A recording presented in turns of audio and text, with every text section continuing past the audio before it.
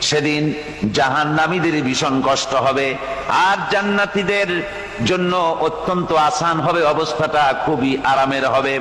নবীজি বলেন, এক ফরজ নামাজ, এক ওয়াক্ত ফরজ নামাজ আদায় করতে যে সময়টুকুন লাগে, কিয়ামতের মাঠের এই সময় এত বড় বিরাট লম্বা সময় জান্নাতীদের জন্য এরকম হালকা হয়ে যাবে। সুবহানাল্লাহ।